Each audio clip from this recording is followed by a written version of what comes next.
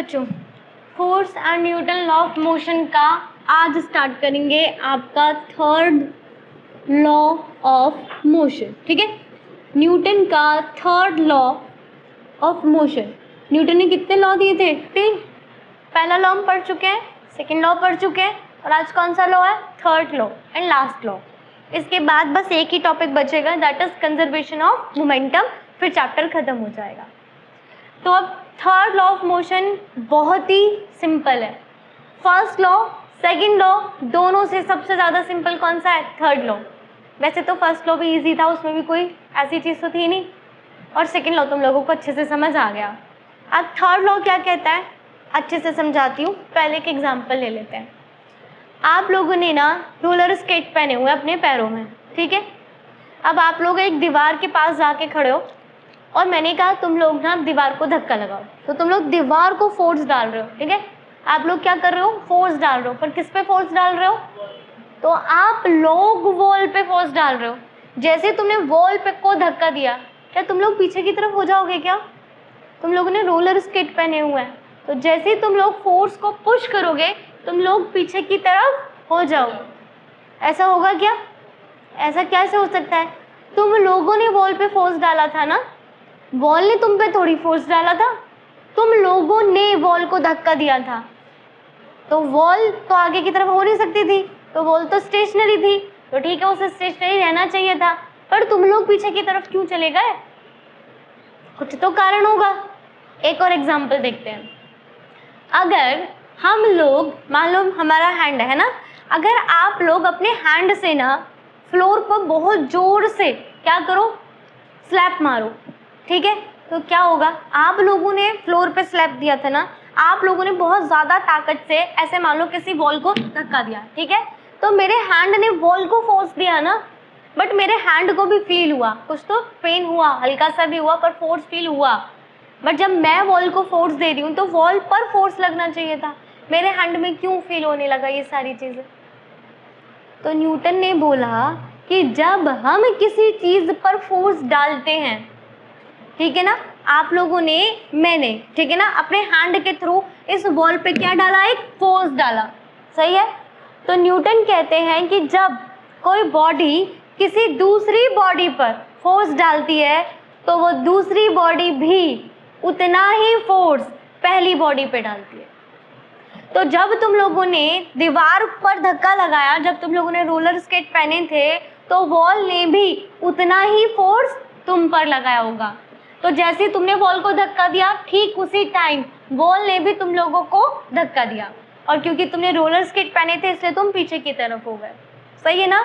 जब मैंने अपने हाथ से इस वॉल को मारा, तो जितने फोर्स से मैंने इस वॉल को मारा, इस वॉल ने भी ठीक उतना ही फोर्स मेरे हाथ पर भी लगाया होगा, जो मुझे फील होता है, ठीक है।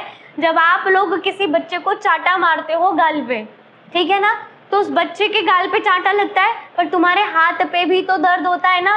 हालांकि उस बच्चे को ज़्यादा दर्द होता है क्योंकि आपने उसके गाल पे चाटा मारा, वो ज़्यादा सेंसिटिव है, और हमारा हैंड थोड़ा उसके कंपेयर में कम सेंसिटिव है।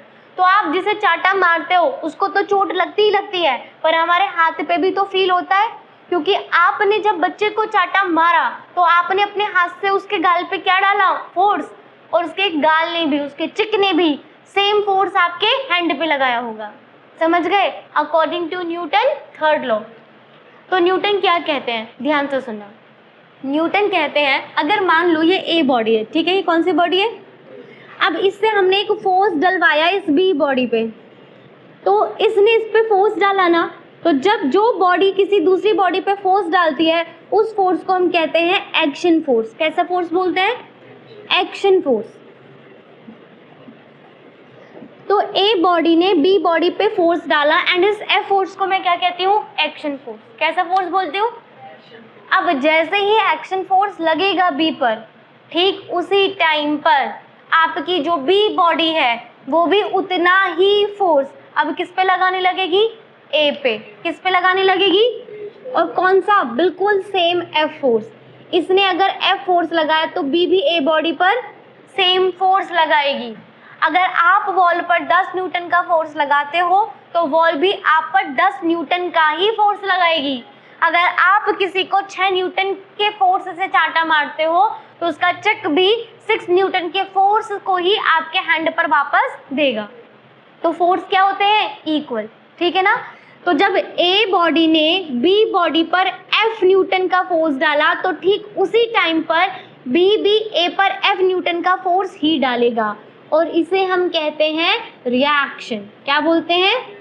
तो न्यूटन कहते हैं हर एक्शन के लिए एक रिएक्शन होता है। सही बात है। अगर तुम किसी से लड़ने जाओगे तो दूसरा वाला बच्चा शांत नहीं बैठेगा, वो भी तुमसे लड़ेगा। तो तुमने दिया लड़ने के लिए एक्शन, वो बिल्कुल तैयार बैठा है मैं भी लड़ूंगा, तो वो क्या है? रिएक्शन। समझ गए? तो न्यूटन कहते हैं हर एक्शन के लिए एक रिएक्शन होता है एंड वो रिएक्शन क्या होता है? बराबर। क्या होता है? हमेशा जितना एक्शन होगा ठीक उतना ही। सही बात है ना। अगर तुम किसी बच्चे से प्यार से बोलोगे तो वो प्यार से ही तुम्हें रिप्लाई करेगा, अगर तुम गुस्से में बोलोगे तो वो भी गुस्से में बोलेगा। तो जितना तुम लोग एक्शन दोगे ठीक उतना ही रिएक्शन मिलेगा। समझ गए? लेकिन दोनों की डायरेक्शन क्या होगी? अपोजिट। डायरेक्शन क्या होगी? अगर ए बी पर ऐसे फोर्स लगा रहा है तो बी एफ पर ऐसे फोर्स लगाएगा। सही है? देखो मैं अपने हैंड से ऐसे फोर्स लगा रही हूँ, सही बात है ना। तो ये बॉल मेरे हैंड पे बाहर की तरफ फोर्स लगा रही होगी, तो मैंने जो फोर्स लगाया वो कहाँ पे लगाया? अंदर की तरफ। और मुझे जो रिएक्शन मिला वो कहाँ पे मिला? बाहर की तरफ। तो ध्यान से सुनना, एक्शन और रिएक्शन फोर्स इक्वल होते हैं। कैसे होते हैं? पहला पॉइंट, हमेशा आपका जो एक्शन फोर्स होता है और आपका जो रिएक्शन फोर्स होता है वो हमेशा क्या होता है? Same in magnitude. इनकी वैल्यू जो होती है वो क्या होती है? इक्वल। सही है। अगर आपने 10 न्यूटन का force as a action wall पे डाला है तो वॉल भी 10 न्यूटन का फोर्स ही आप पर एज अ रिएक्शन लगाएगी। तो एक्शन फोर्स हमेशा इक्वल होता है रिएक्शन फोर्स के इन मैग्नीट्यूड। किसमें? मैग्नीट्यूड मतलब अमाउंट। 5 न्यूटन तुम डालोगे तो रिएक्शन भी 5 न्यूटन तुम पे डलेगा। सही है। मैं भी खड़ी हूँ तो मेरा वेट कहाँ पे लग रहा होगा? नीचे की तरफ। सही बात है ना। जब मैं खड़ी हूँ आप लोग बैठे हो तो आप लोगों का वेट कहाँ पे लग रहा है? नीचे की तरफ। तो ये जो फर्श है, ये जो फ्लोर है, ये अब उतना ही रिएक्शन का फोर्स कहाँ पे डाल रही होगी? हम पर, ऊपर की तरफ। सही है। तो अगर मान लो कि मेरा वेट 45 kg है, कितना है? तो मैं कितना वेट डाल रही हूँ नीचे की तरफ? कितना फोर्स लगा रही हूँ नीचे की तरफ? 45 न्यूटन। तो ये फ्लोर भी मुझ पर 45 न्यूटन का फोर्स लगा रहा होगा ऊपर की तरफ। तो मेरा वेट इस फ्लोर के लिए क्या है? Action force. कैसा है?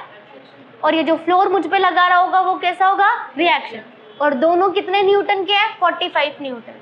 समझ गए? अगर तुम लोगों का वेट है 35 kg, सॉरी, तो आपका जो वेट है, वेट क्या होता है? न्यूटन में होता है ना। तो आप लोग अगर 35 न्यूटन का फोर्स नीचे की तरफ लगा रहे हो तो ये फ्लोर भी 35 न्यूटन का फोर्स तुम पर लगा रही होगी एज अ रिएक्शन। नहीं आई क्या बात समझ में? क्लियर हो गया क्या? तो फर्स्ट पॉइंट क्या कहता है? एक्शन रिएक्शन मैग्नीट्यूड में बराबर होते हैं। हम जिस पे जितना फोर्स लगाएंगे वो बॉडी भी हम पर ठीक उतना ही फोर्स लगाएगी। सेकंड पॉइंट, एक्शन रिएक्शन हमेशा ऑपोजिट इन डायरेक्शन होते हैं। Action reaction is always opposite in direction. Opposite in direction. Action reaction force हमेशा क्या होते हैं? एक दूसरे के उल्टी डायरेक्शन में होते हैं। बिल्कुल सिंपल सा एग्जांपल जो हमने देखा था, तुमने वॉल पर धक्का कहाँ पे मारा था? इस साइड। कौन सी डायरेक्शन में? लेफ्ट हैंड डायरेक्शन में। एंड वॉल ने तुम पर जब रिएक्शन डाला था तो तुम पीछे की तरफ हो गए थे, तो रिएक्शन कहाँ पे था? Right hand side. समझ गए? आप लोग वेट कहाँ पे डाल रहे हो? नीचे की तरफ। अर्थ या फ्लोर एज अ रिएक्शन तुम पे कहाँ डाल रही है? ऊपर की तरफ। नहीं आई क्या बात समझ में? एक्शन रिएक्शन की डायरेक्शन हमेशा क्या होती है? ऑपोजिट। एंड तीसरा और most important point, action and reaction हमेशा डिफरेंट बॉडीज पे लगते हैं। कैसी बॉडीज पे लगते हैं? मैं एग्जांपल देती हूँ। मैं इस वॉल पे फोर्स डाल रही हूँ। किस पे डाल रही हूँ? तो एक्शन कहाँ पे लग रहा है? वॉल पे। एक्शन कहाँ पे लग रहा है? अब वॉल उतना ही फोर्स मुझ पर लगाएगी तो रिएक्शन कहाँ पे लग रहा है? मुझ पे। तो एक्शन कहाँ पे लग रहा था? वॉल पे। रिएक्शन कहाँ पे लग रहा है? मेरी बॉडी पे। तो एक्शन वॉल पे, रिएक्शन मेरी बॉडी पे, तो डिफरेंट डिफरेंट बॉडीज पे लग रहे हैं ना। दूसरा एग्जांपल, आप लोग बैठे हो तो आपका वेट कहाँ पे लग रहा है? फ्लोर पे। तो एक्शन कहाँ पे लग रहा है? फ्लोर पे। और एज अ रिएक्शन ये फ्लोर किस पे फोर्स डाल रही है? तुम पे। तो अब रिएक्शन कहाँ पे हो रहा है? तुम्हारी बॉडी में। तो डिफरेंट डिफरेंट हो गए ना। एक्शन फ्लोर पे, रिएक्शन तुम्हारी बॉडी पे। समझ गए? जब आप किसी को चाटा मारोगे जाके, तो तुमने जिसे चाटा मारा है उस पे क्या लगा? एक्शन। और एज अ रिएक्शन उसके चिक ने जो फोर्स लगाया तुम्हारे हैंड पे लगाया, तो तुम्हारे हैंड पे क्या लगा? रिएक्शन। तो एक्शन रिएक्शन हमेशा क्या होते हैं? दो डिफरेंट बॉडी पे लगते हैं। यहाँ पे भी देखो, ए बॉडी ने इस पे डाला एक्शन, सही है? तो एक्शन कहाँ पे लग रहा है? बी बॉडी पे। कहाँ पे लग रहा है? तो रिएक्शन कहाँ पर लग रहा है? ए बॉडी पे। तो थर्ड पॉइंट बहुत important, action and reaction always apply on two different bodies. ठीक है? एक्शन रिएक्शन हमेशा दो अलग अलग बॉडीज पर अप्लाई होते हैं, ये कभी भी सेम बॉडी पर नहीं लगते। समझ रहे हैं मेरी बात को? एक और एग्जांपल दूं? चलो अभी तो बहुत सारे एग्जांपल देखने हैं। ये समझो, ये एक टेबल है, ठीक है? टेबल, इस टेबल के ऊपर मैंने ये एक बुक रख दी। क्या रख दी? इस बुक का जो वेट है वो कहाँ पे लगेगा? नीचे की तरफ। सही बात है? इस बुक का जो वेट है वो कहाँ पे लगेगा? और किस पे लगेगा? टेबल पे। किस पे लगेगा? मान लो W था, तो अब ये टेबल भी तो इस बुक पे एज अ रिएक्शन फोर्स लगाएगी, तो वो रिएक्शन फोर्स कहाँ पे लगेगा? ऊपर की तरफ। कहाँ पे लगेगा? सही है? कोई दिक्कत है? तो वेट कहाँ पे? नीचे की तरफ। सही है? और रिएक्शन कहाँ पे? तो W किसके बराबर होगा? जितना वेट उतना ही, दोनों का मैग्नीट्यूड क्या होगा? बराबर। दोनों का मैग्नीट्यूड क्या होगा? लेकिन डायरेक्शन दोनों की क्या है? अलग अलग, ऑपोजिट, डिफरेंट, एकदम उल्टा। ठीक है? तीसरा, एक्शन कहाँ पे लग रहा है? टेबल पे। एक्शन कहाँ पे लग रहा है? और रिएक्शन कहाँ पे लग रहा है? बुक पे। तो एक्शन रिएक्शन हमेशा क्या होते हैं? टू डिफरेंट बॉडीज पर लगते हैं। आ गया न्यूटन थर्ड लॉ समझ में? तो लिखो इसकी statement. According to Newton's third law of motion, according to Newton third law of motion, whenever according to Newton's third law of motion, whenever a body exert a force on another body, a body exert a force on another body, then second body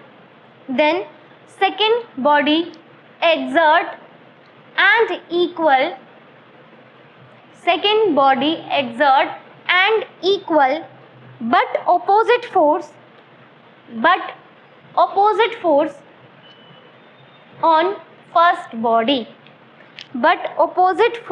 on first body, अब next line में लिख लो और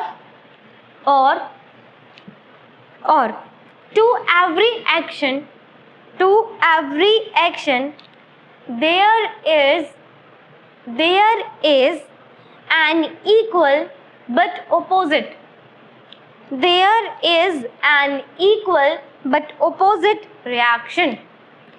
हर action के पीछे एक reaction force होता है जो बराबर होता है इन मैग्नीट्यूड बट ऑपोजिट होता है इन डायरेक्शन। समझ गए?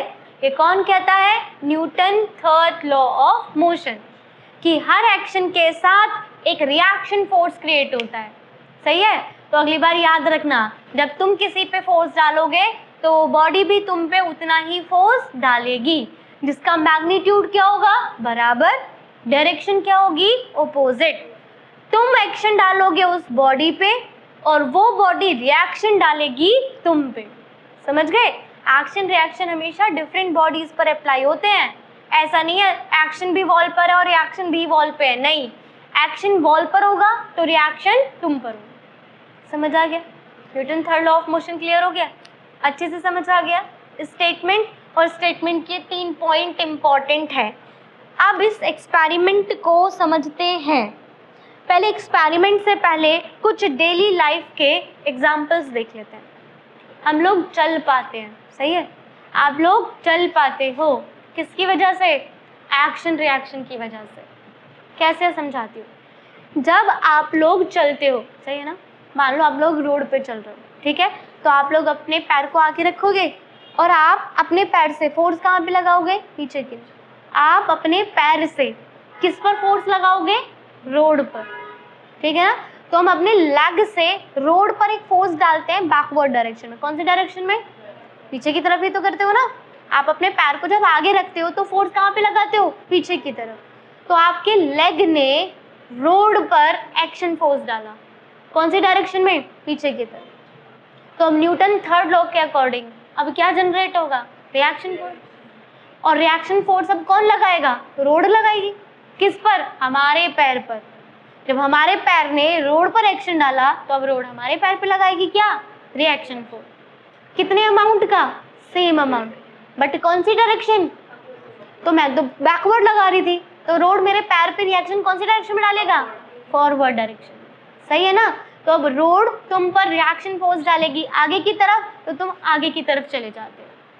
समझ आ गया? कोई दिक्कत है क्या? समझ आया ना। तो न्यूटन थर्ड लॉ कहता है कि जब हम चलते हैं तो हम अपने पैरों से रोड पर लगाते हैं एक्शन फोर्स बैकवर्ड डायरेक्शन में। एंड अब रोड क्या करेगी? रोड उतना ही रिएक्शन फोर्स लगाएगी हमारे पैर पे आगे की तरफ, जिसकी वजह से हम आगे चले जाते हैं।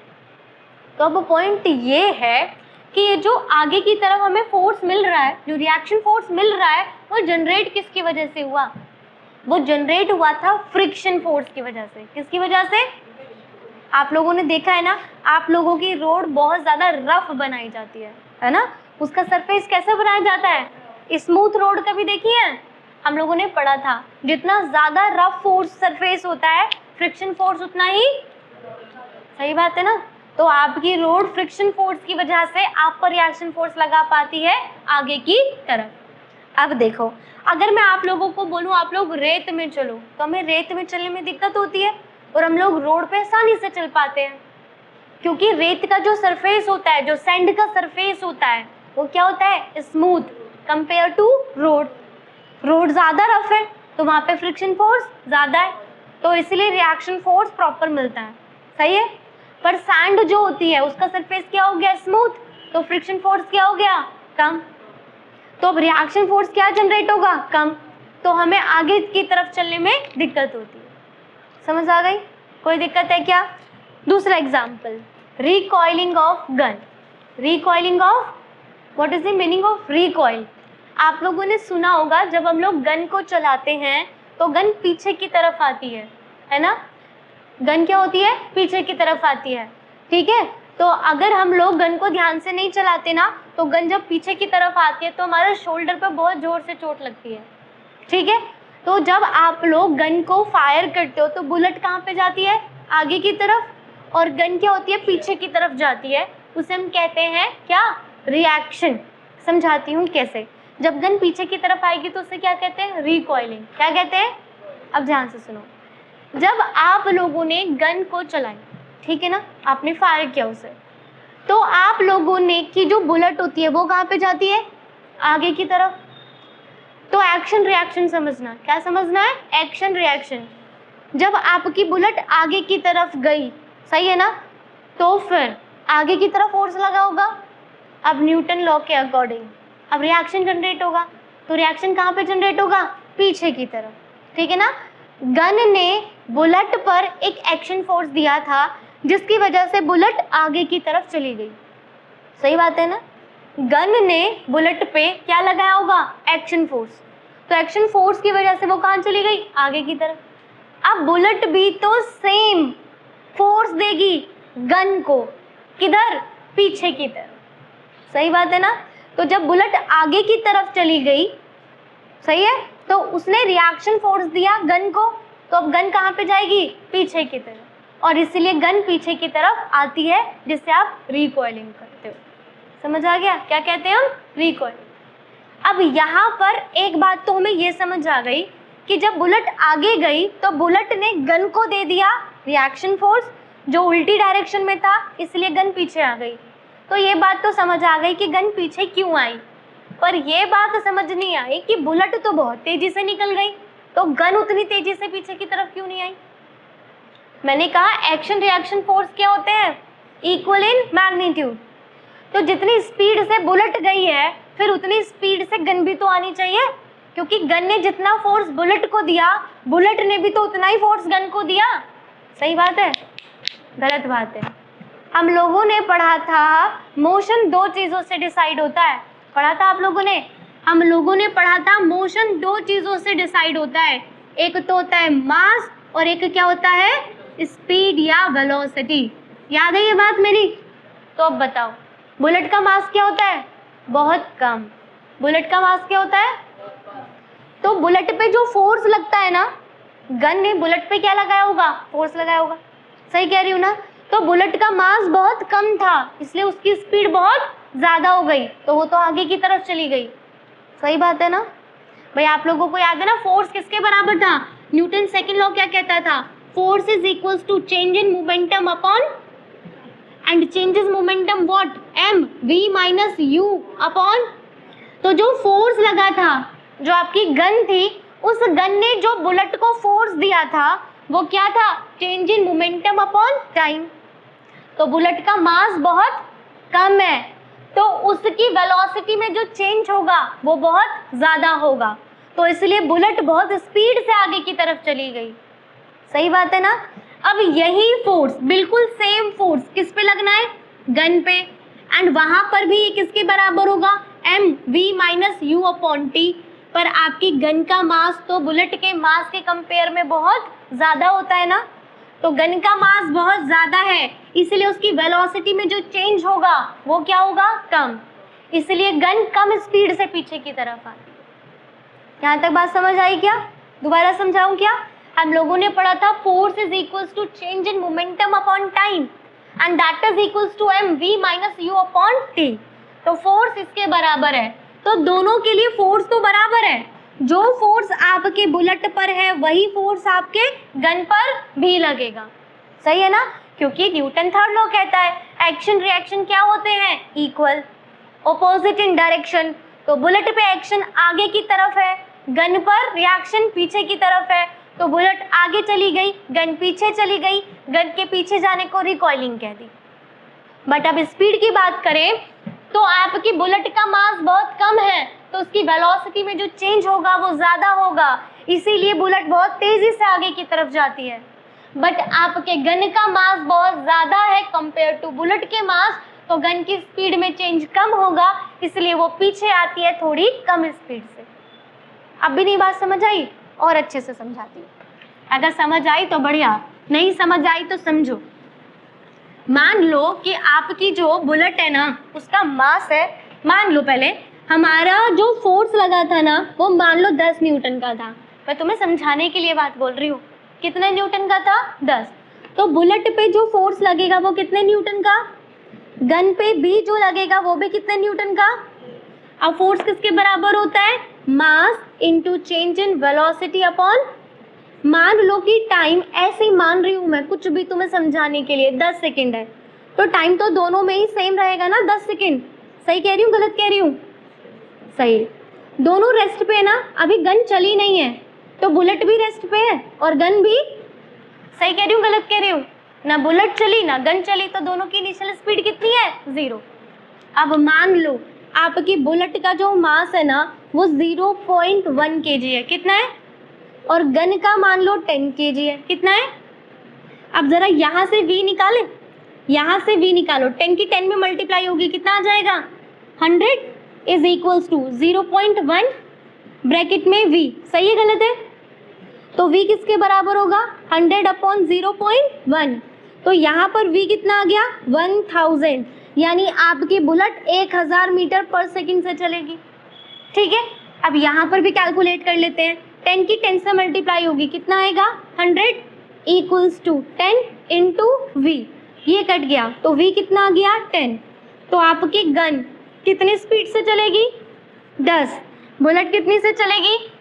अब आई क्या बात समझ में, क्योंकि बुलेट का मास कम है इसलिए स्पीड क्या हो गई ज़्यादा, गन का मास ज़्यादा है इसलिए स्पीड क्या हो गई कम। अभी अच्छे से समझ आ गया। रिकॉइलिंग ऑफ गन आपके 9th क्लास में बहुत ज़्यादा पूछा जाता है, आपके एग्जाम में बहुत ज़्यादा पूछा जाता है, व्हाई गन रिकॉइल। तो सबसे पहले रिकॉइल का मतलब पता होना चाहिए कि जब हम गन को चलाते हैं तो गन पीछे की तरफ आती है, इसे हम क्या कहते हैं रिकॉइलिंग, सही है ना। और ऐसा क्यों होता है एक बार और डायग्राम के साथ समझ लेते हैं।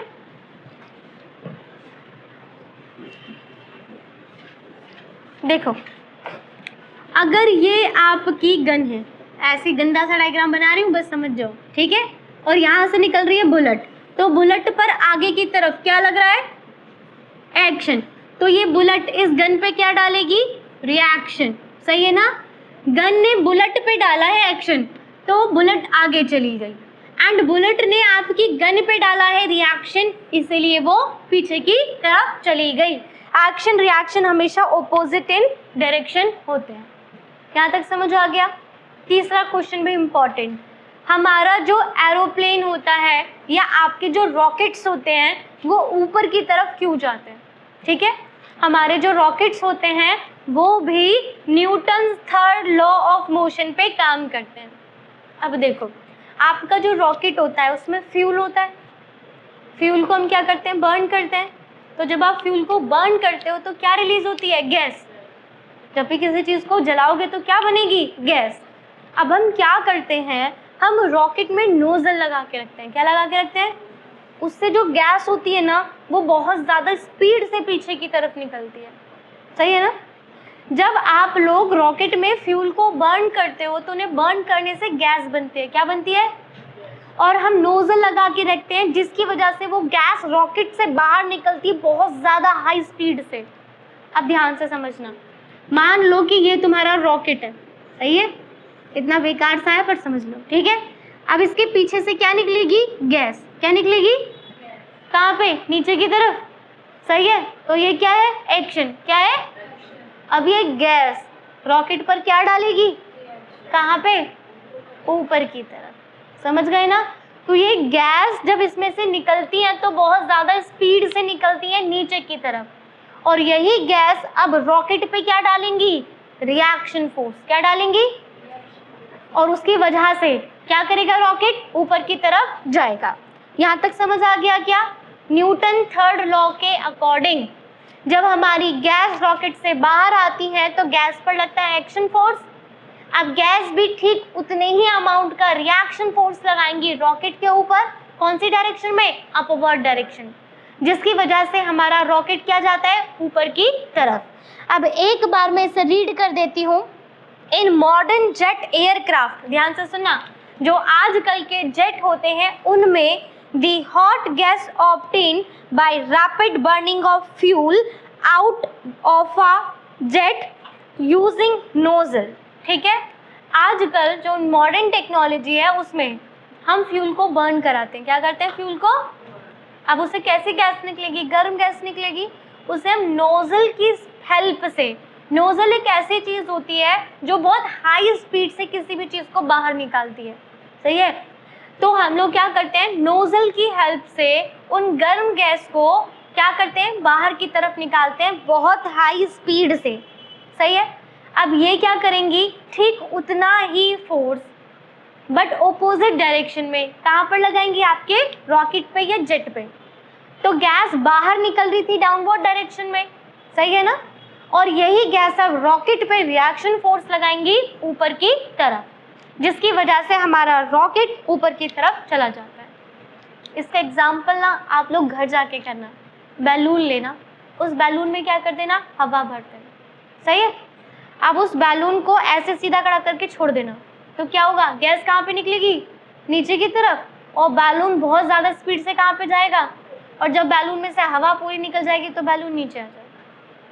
सेम प्रोसेस किसके अंदर होता है, रॉकेट या जेट के अंदर, यहाँ तक समझ आ गया? कोई दिक्कत है क्या? नेक्स्ट सुनो, अब आप लोग बोट की बात सुनो। देखो, जब हम लोग बोट के ऊपर से नीचे उतरते हैं, ठीक है, आप लोग बोट में से नीचे जब उतरते हो तो हम लोग बोट पानी में, जब आप लोग अपने पैर को बोट से लैंड की तरफ लेके जाते हो तो बोट कहाँ पे चली जाती है और आप लोग कहाँ चले जाते हो? इसीलिए हम बोट में से उतरने से पहले बोट को रस्सी से बांध देते हैं। सही बात है ना? हम लोग बोट पे से उतरने से पहले बोट को क्या करते हैं? रस्सी से, और फिर उतरते हैं। क्योंकि जब आप लोग बोट पे से उतरोगे तो तुम लोग क्या करोगे? बोट पे एक्शन लगाओगे पीछे की तरफ, बोट पे एक्शन लगाओगे और बोट तुम पर उतना ही फोर्स लगाएगी एज अ रिएक्शन आगे की तरफ, तो तुम लोग आगे चले जाओगे, बोट पीछे चली जाएगी, फिर वो पानी में चली जाएगी। तो इसलिए हम पहले बोट को क्या करते हैं? रस्सी से बांध देते हैं।